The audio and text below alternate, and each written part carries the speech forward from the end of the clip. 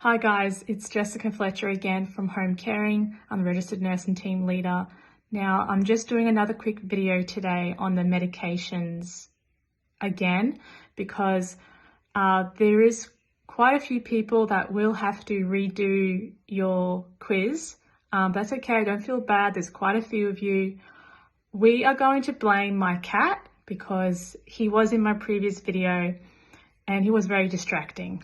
So we're going to go with that. And so I've got a couple of things here as well to try and make it a bit easier because some people are very visual learners. So I will send an email of who needs to repeat the quiz.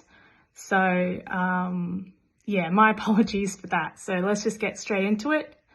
Okay, so at medication time, if necessary, the support worker must prompt the participant to take their medication. Okay, so we must prompt them to take their medication.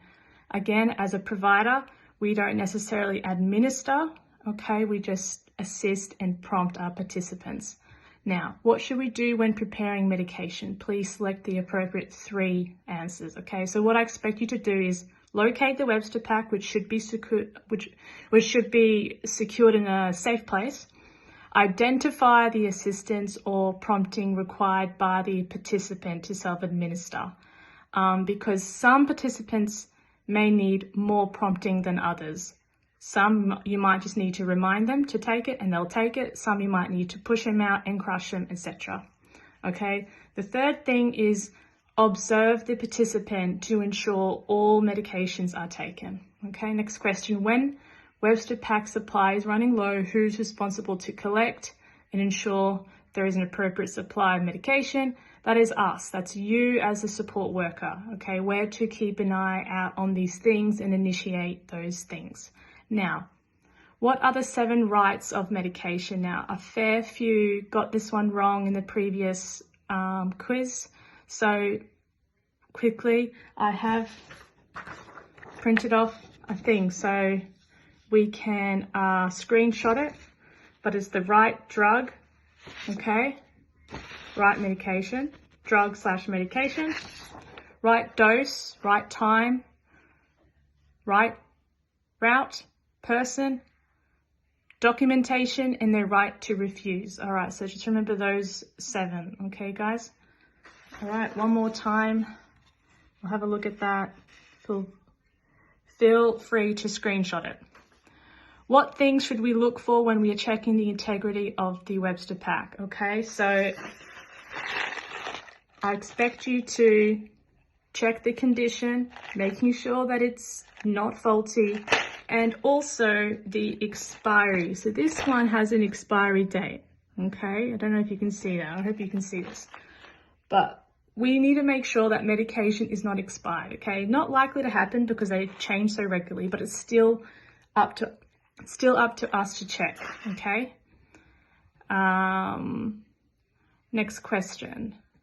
For oral medication, the blister pack states the dosage per time of day for administration. The support worker must, this is what I expect you guys to do, okay, is that, check the appropriate day and the week. They kind of vary depending on which company produces them, but what I really need you to be checking is the amount of tablets that correspond.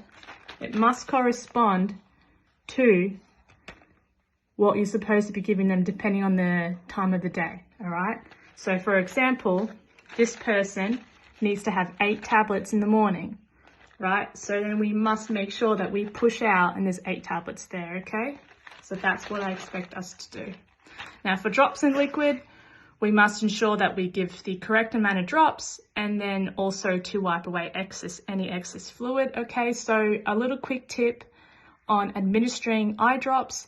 The best way to do it is getting the patient to tilt their head back and you use your finger, obviously you washed your hands and all that, and you tilt their eyelid down this way and you actually drop the medication, the eye drops, in this corner here, okay? Next to the bridge of their nose. Because if you do it that way, then it just flows and it covers the whole eyelid And you also, it's not as awkward because you've got eyelashes and stuff, and then, you know, that is the easiest way to be giving eye drops. Now, what procedure should the support worker take to ensure that the participant does not aspirate or choke? So a couple of people didn't mention this one correctly. So really important that the person, the participant, is sitting upright, okay, and that the if appropriate, if they need medications, crushed, to ensure they are crushed, and that the correct amount of fluid is given to the person. So, you know, a glass of water, etc. Who is responsible for supervising the participant while taking their medication? We are, okay? We are to make sure that they take every single tablet, that we don't just give it to them and walk away, because they can drop them and then they don't get their full amount of tablets, okay? So it's up to us to make sure and observe that they take the full lot. How should the participant medication be stored before and after administration? Okay, locked and secured in a safe place in appropriate temperatures, okay? Not in a hot room where the sun goes to and they just deteriorate and get all yucky. When should you sign the medication chart? Okay, after the participant takes their medication. When do you, if the participant refuses medication, okay, so explain to the participant what each medication is for and encourage them to take their medication, attempt several times and encourage them.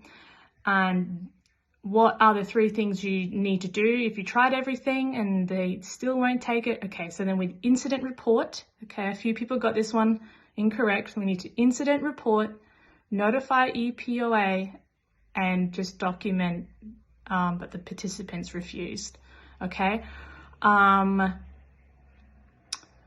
Well, it says 3 things, but notify EPOA. Also, I'd like you to notify me, okay? Because like if there's a participant who's on anticonvulsants, which is medication to stop seizures, and they're not taking it, I want to know. That's really important. That's probably one of the ones that I would like to know, because it is possible that 6 hours later they will have a seizure. All right, so please notify EPOA or registered nurse. Okay, so report, notify EPOA, registered nurse, document that the participant refused. Okay. When administering medication, when should we perform hand hygiene? Okay, very obvious. We do that before and after. Okay, thanks guys for listening to this video. Thank you for working with, you know, we're here to work together, and my apologies for us having to do this again. But look, we'll get it right this time. Okay, thanks guys. See ya.